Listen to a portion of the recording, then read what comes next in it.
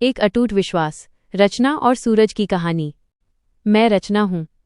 अभी अभी शादी के बाद मैं और मेरे पति सूरज एक बड़े शहर में रहने आए हैं। हम घर में केवल 2 ही लोग हैं और हमारा एक बड़ा सा फ्लैट है। मेरे पति की एक बहुत अच्छी नौकरी है। मैं अक्सर ये सोचती हूँ कि मुझे बहुत ही अच्छे और नेकदिल पति मिले हैं।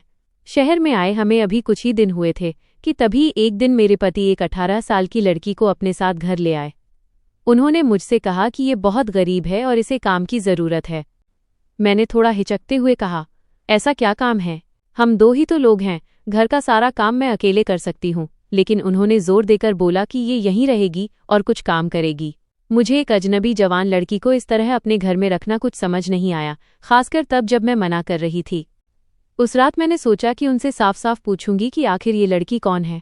लेकिन जब मैं कमरे में गई तो वो अपने लैपटॉप पर मीटिंग में बहुत बिजी थे। जैसे ही मैंने दरवाज़ा खोला, उन्होंने हाथ के इशारे से मुझे चुप रहने को कहा। मैं चुपचाप बिस्तर के एक तरफ सो गई। सुबह करीब 7 बजे मेरी नींद खुली। मैंने देखा कि पतिदेव बिस्तर पर नहीं थे। मैंने बाथरूम में देखा, वो वहां भी नहीं थे। जब मैं दरवाजे के पास जाकर किचन की ओर झांका तो देखा कि मेरे पति हाथ में पैसे लेकर उस लड़की को दे रहे थे और वो लड़की रो रही थी। वो उसे चुप भी करा रहे थे। पैसे देकर वो मुझसे मिले बगैर ही बाहर मेन डोर से निकल गए। अब मुझे कुछ समझ नहीं आ रहा था। मन में अजीब अजीब ख्याल आने लगे और घबराहट होने लगी। साथ ही एक मन ये भी कह रहा था कि जैसा मैं सोच रही हूँ शायद वैसा कुछ ना हो।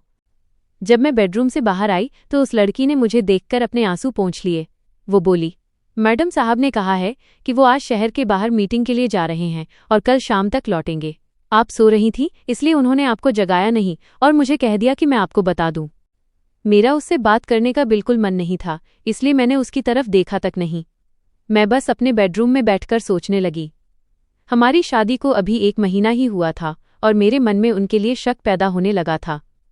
शक की वजह भी थी। एक तो वो लड़की को बिना बताए घर लाए और ऊपर से आज उसे छुपकर पैसे दे रहे थे। मैंने सोचा कि एक बार फ़ोन करके बात करूं, पर उनका फ़ोन स्विच ऑफ आ रहा था। ये पहली बार था जब उनका फ़ोन बंद था। मेरा सिर चकराने लगा।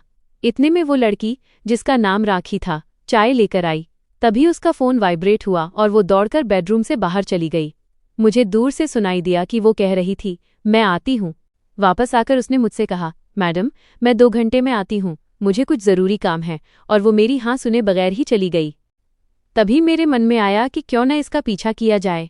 मैंने तुरंत कपड़े बदले और उसके पीछे निकल गई। वो बिल्डिंग के नीचे एक रिक्शा लेकर पतली गलियों की ओर गई। मैं भी पीछे पीछे थी। वो एक छोटे से घर के आगे रुकी। जैसे ही दरवाज़ा खुला वो अपनी माँ से लिपटकर रोने लगी। वे दरवाज़ा बंद करना भूल गए थे। मुझे लगा कि अब मुझे सामने जाना चाहिए। मुझे देखकर राखी चौंक गई। मैंने कहा, तुम्हारे साहब बोल गए थे कि तुम्हारा ध्यान रखना। तभी उसकी रोती हुई माँ बोली, मैडम साहब जैसे इंसान बहुत कम मिलते हैं। मैंने पूछा, बात क्या है? माँ ने बताया, इसके पिता साहब के ऑफिस में सिक्योरिटी गार्ड थे। अचानक हार्ट अटैक से उनका देहांत हो गया। इसका एक भाई है जिसे जुए और पीने की लत है। वो घर में एक पैसा नहीं टिकने देता। जब मैं अपनी परेशानी लेकर साहब के पास गई तो उन्होंने न केवल पैसों से मदद की बल्कि ये भी कहा कि राखी का उस माहौल में रहना सही नहीं है, इसलिए वो उसे अपने घर ले आए।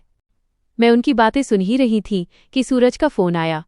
उन्होंने बताया कि रात में चार्ज न होने की वजह से फ़ोन बंद हो गया था। जब उन्होंने पूछा कि मैं कहाँ हूँ तो मैंने बताया कि मैं राखी के घर हूँ।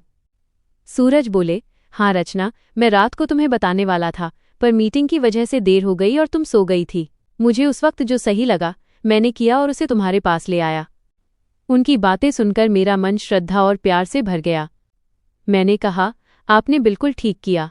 अब मैं राखी को भी और अपने पति को भी पहले से कहीं ज्यादा प्यार करने लगी थी। मुझे गर्व था कि सूरज जैसे नेक इंसान मेरे जीवन साथी हैं।